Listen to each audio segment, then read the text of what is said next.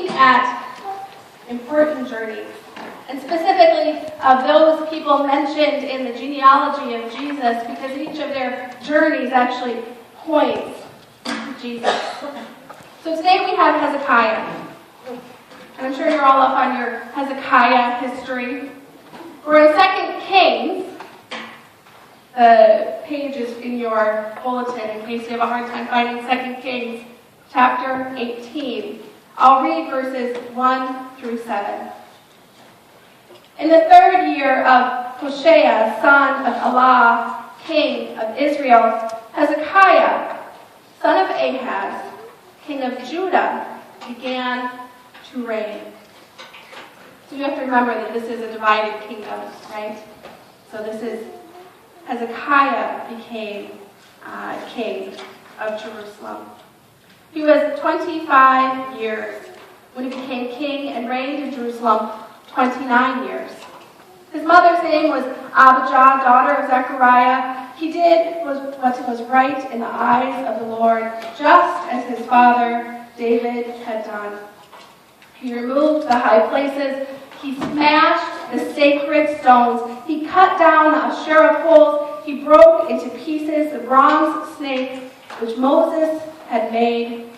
For up to that time, the Israelites had been burning incense to it. They had called it Nishatan. Hezekiah trusted in the Lord, the God of Israel. There was no one like him among all the kings of Judah, either before him or after him. He held fast to the Lord and did not cease to follow him. He kept the commands the Lord had given Moses, and the Lord was with him. He was successful in whatever he undertook. He rebelled against the king of Assyria and did not serve him. This is the word of the Lord. Now the story keeps going. This is just kind of the preamble to the story, right?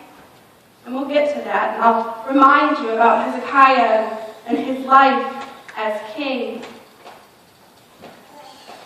But I want to start with this idea of the journey. You know, sometimes we set out on a journey and we have really good plans in place. We think we have everything figured out. Hezekiah was like that. We will talk about that. I'm going to tell you a story about Josiah and I when we were first married. We'd been married for just about a year, a little over a year. And his parents had recently been to Disney World. I love Disney World, what can I say? They'd recently been to Disney World, and at that time, when we went to Disney World, they didn't have these electronic tickets like the cards you have now. They had paper tickets. And so if you didn't use all of your tickets, you could go back any time and use them at the gate. So they had a huge family, and they didn't go to the park every day as they had intended, and so they had extra tickets, and they gave them to us. So we were young, and we thought we should go to Disney World. We were still college students. We were married. And so over spring break, we planned a trip to Disney World. We were going to camp in the campgrounds at the Disney park. We had reserved a campground. We brought a tent. We packed our stuff. We drove our tiny little car all of those hours. I mean, spring break, you have about a week, so we drove there as fast as we could so we could go to Disney World. By the time we got there, I was sicker than sick. I was miserably sick. And we were camping. And we were close to the facilities. And so I was trying to put on a brave face, and we went into the park, and I couldn't do anything. I couldn't ride any rides.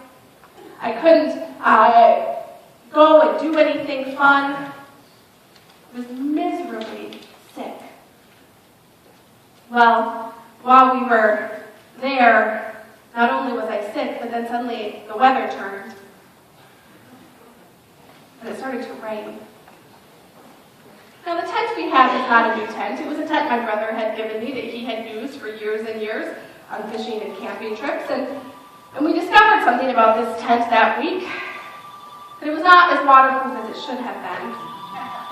So we would wake up in the morning, and we brought an air mattress. So I was miserably sick. I mean, I was in and out, putting on my boots, putting on all my rain gear, going to the restroom, coming back. It was terrible. Not to mention the fact that suddenly we woke up and we were an island on top of our air mattress in the middle of our tent. There was about this much standing water around us.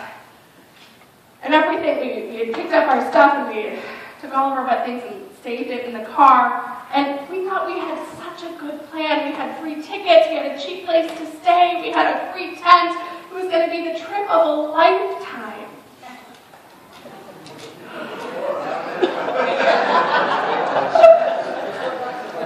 Right, we're still talking about it. Even the best laid plans do not always end with a successful result. Sometimes life just keeps coming at you.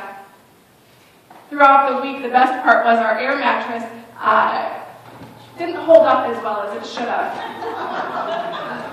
So we'd wake up in the morning with just a little bubble. Thank God for the bubble of air around the edge that kept the water off of us as we slept. But when it was time to go home, we really weren't sad to leave the happiest place on earth because we were ready to be done with Disney World for a while. But that's how life is, right? If one thing can go wrong, then 10 things will go wrong, and it'll keep coming. And it can wear you down, and it can pull you down, even when you have a good plan in place. Hezekiah was a good king.